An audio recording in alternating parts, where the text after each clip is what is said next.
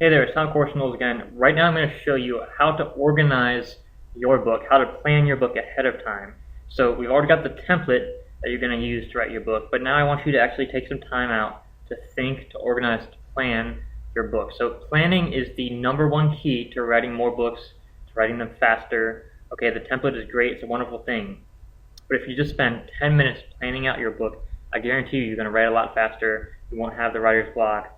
You'll just be inspired to get on your computer and to start writing as much and as fast as you possibly can because you're going to be so excited about what you're doing. Most authors don't do this. There's all kinds of reasons why. I don't know. But when I started applying this strategy, every single morning I was inspired to get up and write because I knew what I was doing. So here's what I do. I go to my room for 10 minutes, lock myself in the room, no interruptions, no cell phones, nothing at all that could possibly interrupt you. This is your special thinking time, your special planning time on writing your book. I use this for a variety of purposes, but for organizing and planning your book, it's a fantastic way. So you lock yourself in the room, you have nothing but a notebook and pen, and you start writing down some questions. Here are the questions I want you to write down. What topics would I love to write about? What knowledge do I have that could really help people? This is for nonfiction.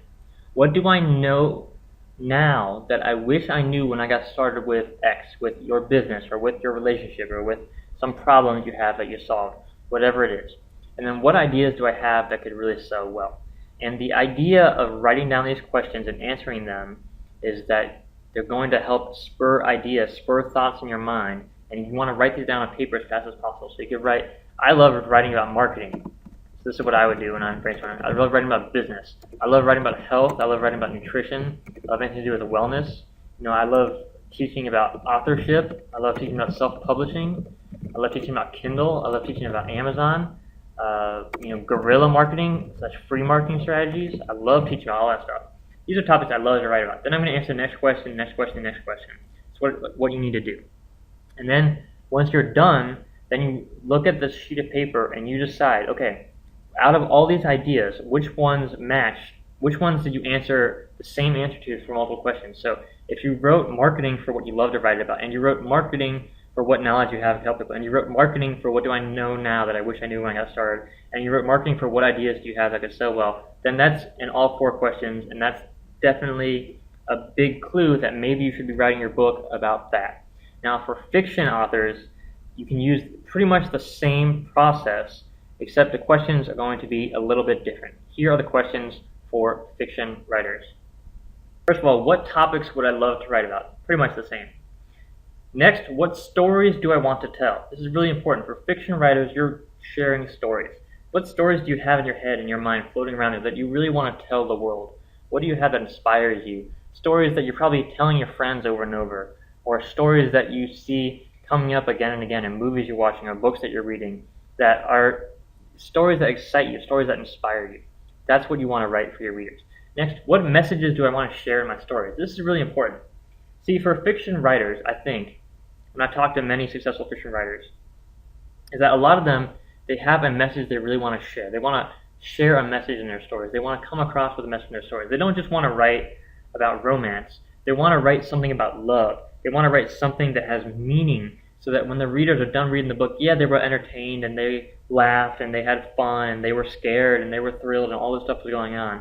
But at the end of the day, they also came out with some kind of message to share. And you don't have to share a message in your stories. You can just write for fun and entertainment. That's totally fine. There's nothing wrong with that. But I'm just saying a lot of authors have found that having a message to share in your stories, it gives you a reason to get up in the morning. It gives you a reason to write more, and it really helps you enjoy your work even more. So maybe it works for you, maybe it doesn't. Use it if it does. If not, feel free to throw it out. And then finally, what books do I love to read? If you love reading, fantasy adventures stories, then maybe that's something you should write. Create your own fantasy adventure, because if it's something you love to read, then it's probably something you're going to enjoy writing. If you don't love reading it, then you probably won't enjoy writing it. If you don't enjoy reading horror books, but you want to be a horror author, I'm telling you, it's going to be a struggle. It's going to be a challenge. So look at what you love to read and see if maybe you're going to love to write that as well. Okay? So once you've got all the answers to your questions, whether you're a fiction writer or nonfiction writer, doesn't matter. Look again at what matches in the different categories, and then get some feedback either from your own internal self. Again, you can think in the room for 10 minutes again, and just think, okay, which book or which story or which idea do I want to start with first? Or you can ask some friends and advisors that you really trust, who are close to you, who can give you some good feedback and let you know, what would be a good idea. Or you can, work with someone who's another successful author or successful marketer and get their feedback on what you should write about, if you're not sure. But I think once you answer these questions, you should have a really good idea of what you want to start writing about. And then it's time to start planning your writing. And that's what we're going to cover right now. Here's how to plan your writing. Okay, one more time, you're going to lock yourself in your room and you're going to answer 4 more questions on your sheet of notepad paper. And these are the questions. What are the most important things someone should know about this topic? What challenges did I have that I solved, and how can those become lessons? What do I know now that I wish I knew when I got started with this topic? And what are the biggest mistakes I see people making in this area? Now these again for nonfiction books. We'll cover fiction next. So here are the questions you're going to ask for nonfiction books, and you're going to answer these questions, and this is going to be your outline for your book. I guarantee you, once you answer these questions, you come up with all the ideas in your mind, the answers to these questions, you will be so inspired, so excited to go take that template you have now and start writing in your book. You won't need a huge table of contents or any kind of massive mind maps, and those things are wonderful if you want to use them. But I'm telling you, if you just answer these questions, you will be so connected inside with the story and the message you want to share that you'll be inspired to get up in the morning and start writing. Okay, fiction writers, here's what you're going to do. It's a little bit different. Who are the characters in my book? What do they want and what don't they want? This is really important. When you're planning out characters for a book, you have to really understand clearly what motivates these characters and what demotivates them. What do they want and what don't they want?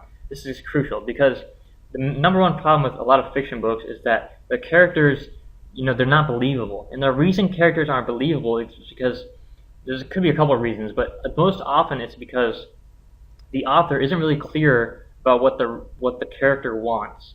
And therefore the reader doesn't know what the character wants. And we do not, as human beings, we do not identify or associate with a person who doesn't know what they want because we can't understand their intentions. Every book has this good guy, bad guy dichotomy, right? This whole, good versus evil is like a general story that is told over and over again. And the reason it works is because the good guy wants something that the bad guy wants the opposite or something that contradicts with it. And that's why there's conflict in books, and conflict is what drives story forward and makes stories interesting. So if you have, for instance, a good guy who wants something really clearly and a bad guy who you don't understand what they want or what their intentions are, then it's not a believable bad guy. You'll see books all the time that say, yeah, I couldn't really identify with the protagonist or the antagonist of the story for whatever reason. The reason is because the author wasn't clear with what the characters wanted and the reader is not clear with what the characters wanted, which means the readers cannot identify with the story, with the characters, and then it just all falls apart from there. So the first thing you need to do is understand who your characters are and what they really want. Okay, so there you go. Decide who your characters are and what they want. Next, I want you to look at the location or setting for your book. Now, this is just kind of like the universe of your book. It's not necessarily like the area. So, for instance, if your book is like Star Trek, well then it's this whole future galaxy situation, right? And people are flying around in spaceships and there's interplanetary travel and there's aliens and there's all this stuff going on. Just to kind of describe what the world is like in your book and understand what the world is and why it's different or similar to the world that we live in and what makes it unique. And this is the setting for your characters. So this is going to help determine a lot of the action in the story and get you really clear about what your book is really about. And then finally, the question is, what is this story really about? Like, what is the message of your story, or what is the outcome of the story? What is the story really about for you? Why are you telling the story? Write that down. And then now, once you've answered these 4 questions and you've planned out your characters, you know what they want, you understand the location, the universe that your book exists in, and you understand what the story is really about, why you're sharing the story with the world, then you're going to be inspired to start writing, to getting things on paper, and creating the whole plot outline and everything you need to do to write a great fiction book, okay? So I hope you enjoyed this video. Hope it's going to save you a lot of time planning and organizing your books. And let's move on to the next video.